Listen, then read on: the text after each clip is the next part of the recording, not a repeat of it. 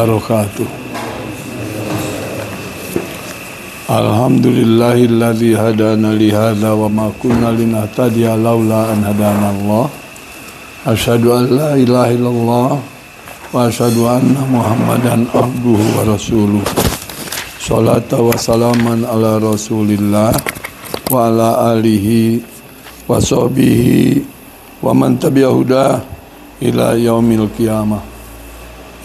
Bapak-bapak, ibu-ibu jamaah subuh rahimakumullah.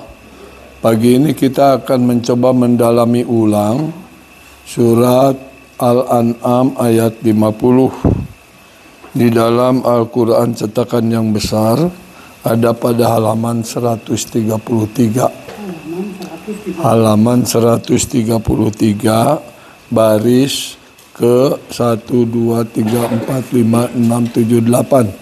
Baris ke-8 dari atas. Halaman 133 baris ke-8 dari atas. Ketemu ya? Kul. A'udzu billahi minasy syaithanir rajim. Enggak.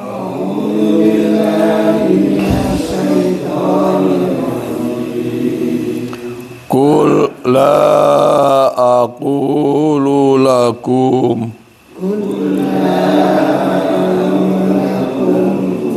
indi khazainullah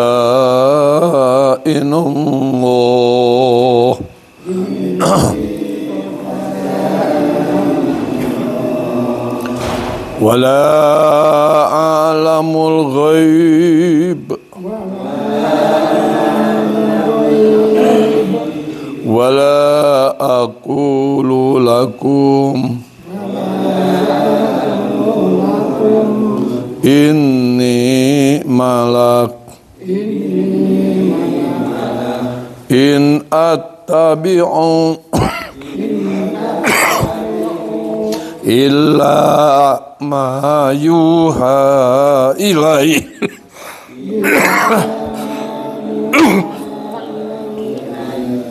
Qul hal yastawil a'ma wal basir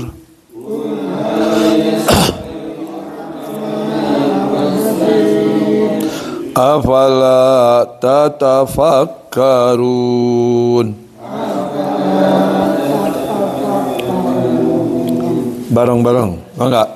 Qul la aqulu lakum inni khazainullahi wala a'lamul ghaiba wala aqulu lakum inni malak in attabi'u illa ma yuha ilai. Qul hal yastawil a'ma wal basir afala tatafakkarun. Shadaqallahul adzim. Ayat ini penting kita dalami hari-hari ini karena suasana masyarakat Islam Indonesia yang sama sekali bertentangan dengan ayat ini. Masyarakat Indonesia ini sekarang percaya kepada hal-hal yang sifatnya mitologis, yang sifatnya mistis, yang justru oleh Islam dibabat habis kepercayaan demikian.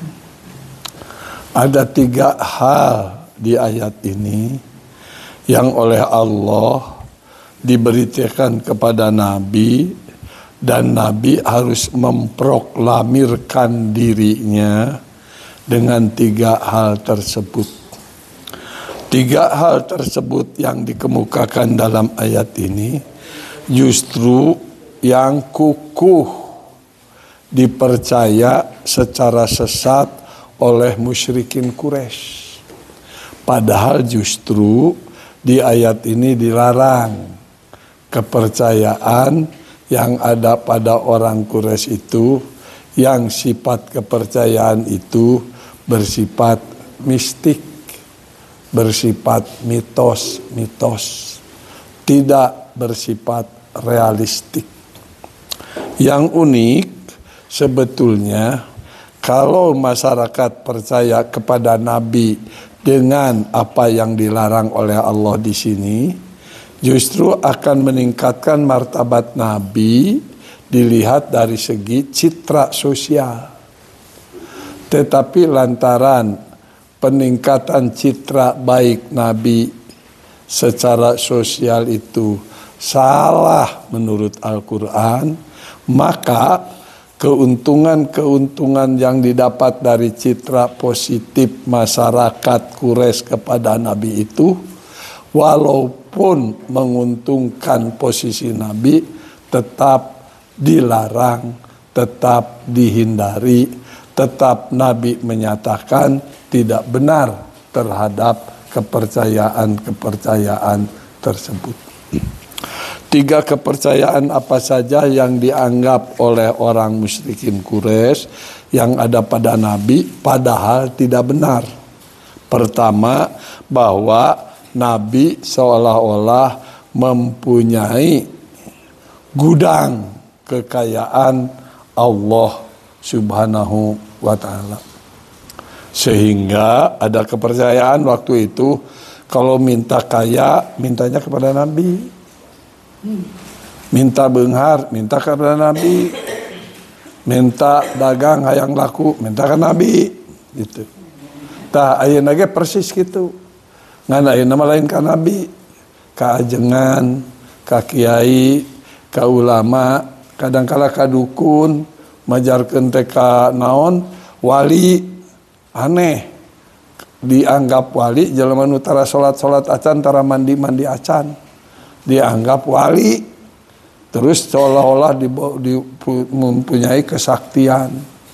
Nah, jangankan ulama, kiai, wali, Nabi sendiri tidak punya kekuatan, kemampuan perbendaharaan Tuhan. Itu yang pertama. Sebagai Nabi, musyrikin Quraisy percaya kepada Nabi Muhammad itu seolah-olah mengetahui tentang yang gaib.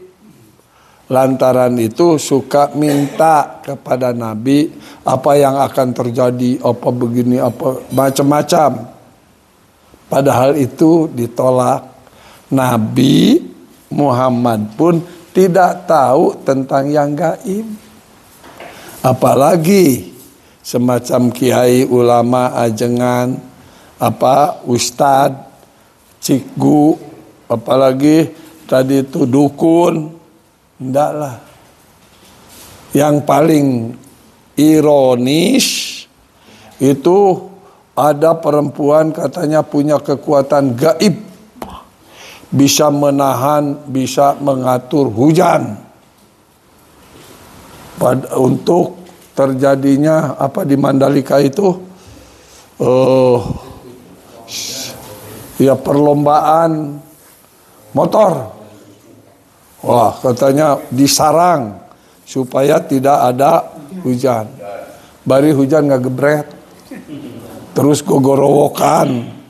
Sebab dia dianggap punya kekuatan gaib. Bohong. Nabi pun tidak tahu kekuatan gaib. Dan kemudian kalau Nabi harus malaikat. Kalau Rasul harus makhluk gaib, ditolak oleh Allah yang harus diucapkan oleh Rasulullah Sallallahu Alaihi Wasallam. Qul, katakan olehmu Muhammad, la aqulu lakum, aku tidak pernah ngomong pada kalian. Aqulu, nakulu dari kola. Itu fi'il mudhari'. La aqulu lakum, aku tidak pernah ngomong pada kalian. Apa yang tidak pernah diomongkan oleh Nabi ini, indi hozainullah, seolah-olah aku punya perbendaharaan Tuhan. Di tafsir-tafsir hozainullah itu suka diterjemahkan indi razaqullah, saya punya rezeki Tuhan. Rizqullah, rezeki Allah. Enggak. Malahan ada direpresentasikan hozainullah itu al-mal wal quwwah, harta dan kekuatan. Jadi ditolak. Nabi harus ngomong kepada masyarakatnya, aku tidak memiliki kekuatan Tuhan, aku tidak memiliki kekayaan Tuhan, aku tidak memiliki harta Tuhan. Tapi dengan demikian jangan minta kaca sama aku, jangan minta harta sama aku. Itu yang diucapkan, harus diucapkan oleh Rasulullah Sallallahu Alaihi Wasallam. La aqulu lakum indi hozainullah. Sekarang banyak orang yang minta kaya ka kiai, hayang bengar ka kiai, hayang menang jadi anggota DPR ka kiai, hayang naik pangkat ka ajengan, hayang naik pangkat ka wali majarkeun teh.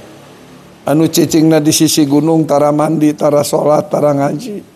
Dianggapna wali di barang penta. Terus minta nomor, malah minta nomor jang ieu jang judi. Ini sama sekali ditolak oleh Islam. La aqulu lakum indi hozainullah. Yang kedua, wala a'lamul ghaiba, la aqulu lakum a'lamul ghaiba. Aku tidak pernah ngomong kepada kalian, aku tahu tentang yang gaib. Aku tidak tahu tentang yang gaib. Di dalam Al-Quran banyak sekali ayat yang menyatakan la ya'lamul ghaiba illallah.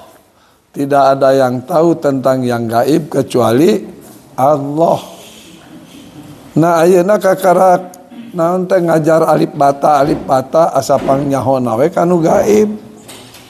Terus diterka-terka, terus menduga-duga si anu gini, si anu gini, si anu gini.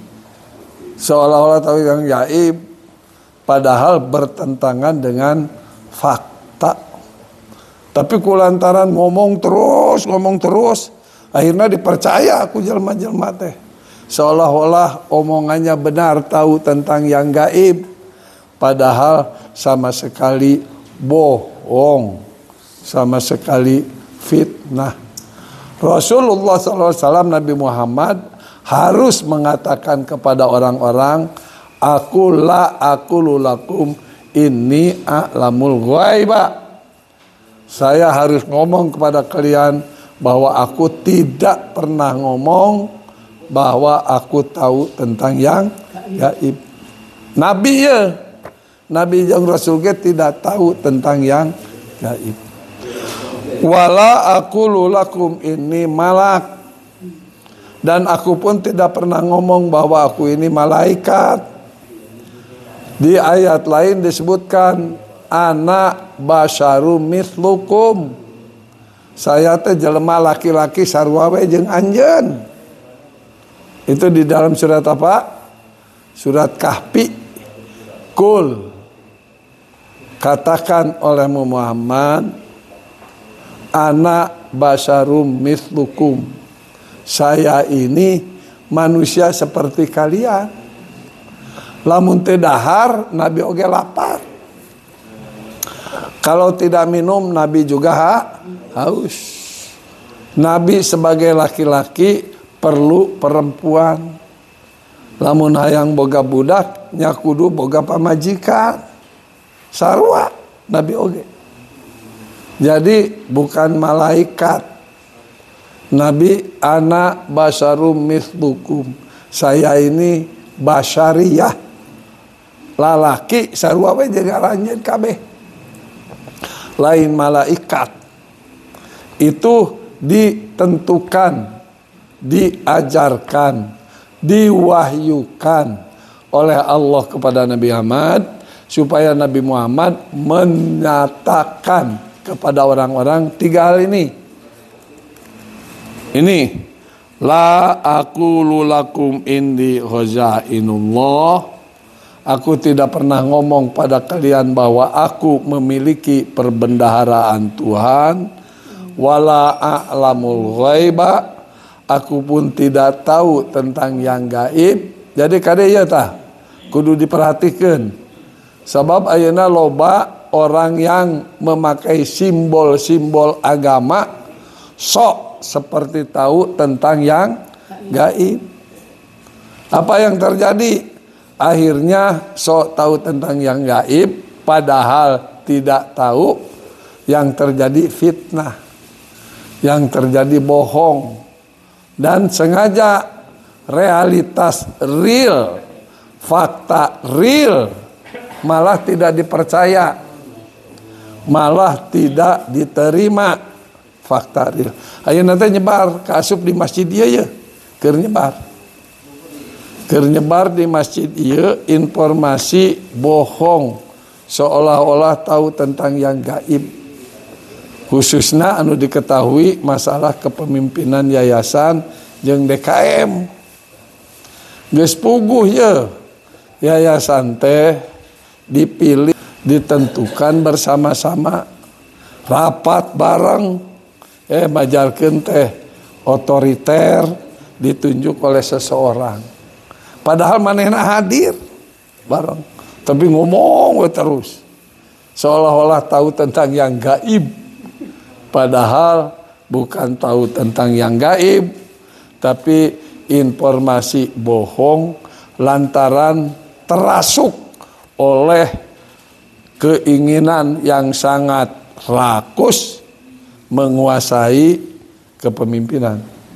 Nah ini deh, jadi harus perhatikan. Nabi sendiri harus ngomong wala a'lamul ghaiba.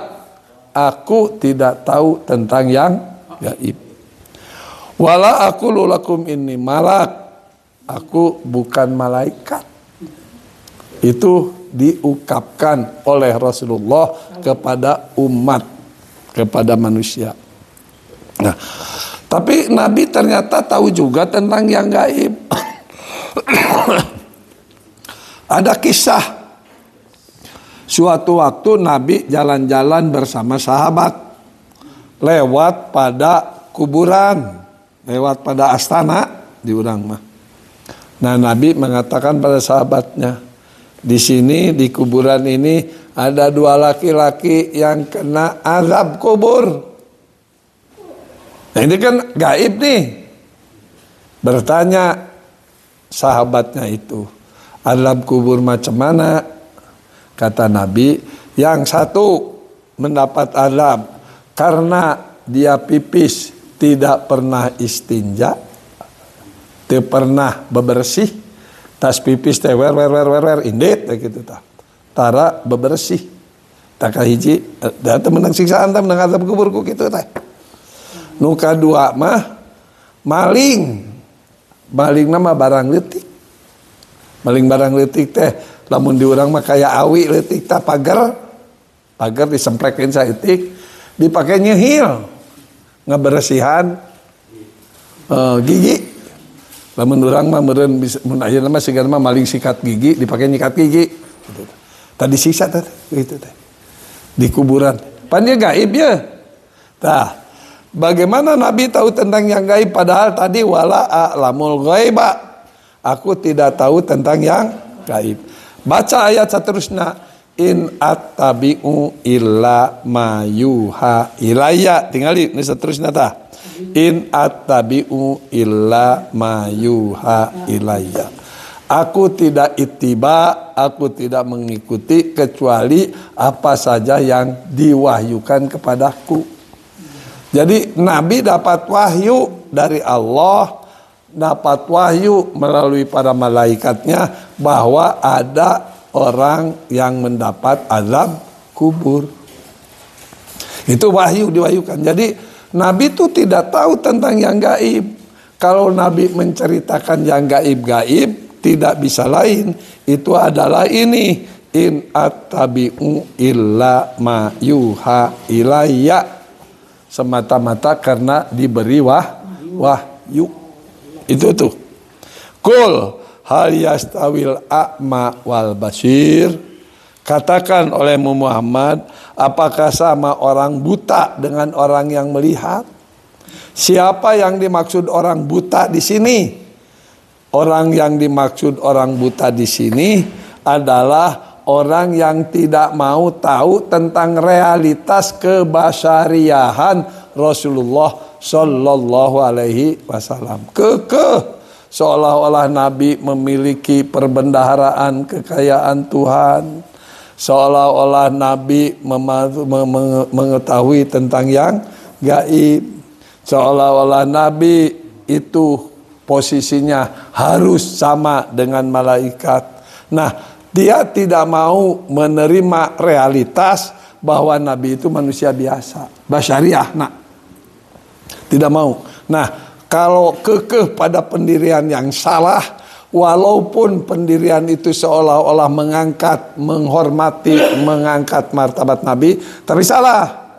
Tapi kekeh pendiriannya begitu. Nah, itulah orang yang al-a'ma, orang yang buta, tidak mau tahu realitas sosial.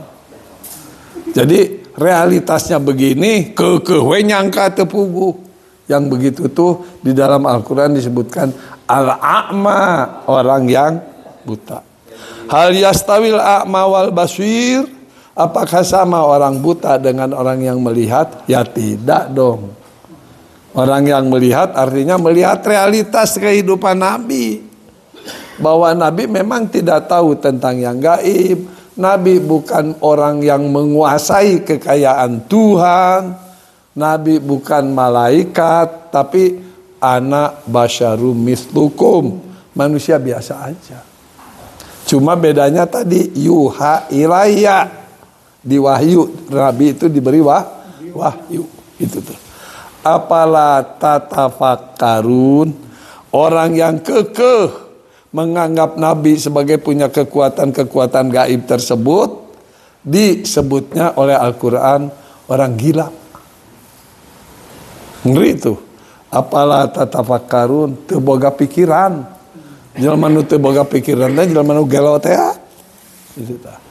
Jadi harus kita dididik oleh Al-Quran untuk selalu menghadapi, berpikir, melihat realitas faktual.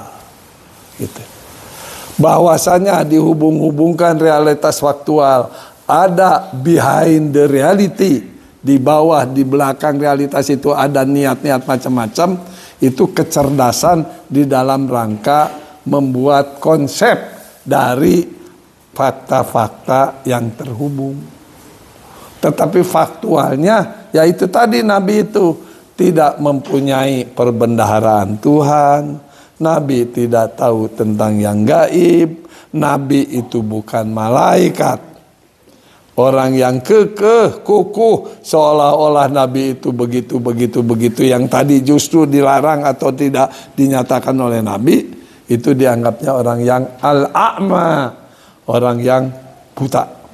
Orang yang buta itu di sini digambarkan la tatafakkarun, orang yang tidak menggunakan pikiran, temikir.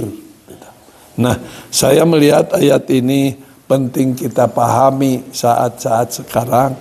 Justru saat-saat sekarang, saat banyak sekali bangsa Indonesia percaya kepada hal-hal yang mistik, yang dianggap gaib, yang dianggap macam-macam di luar realitas, yang itu tidak dibimbingkan oleh ajaran Al-Quran.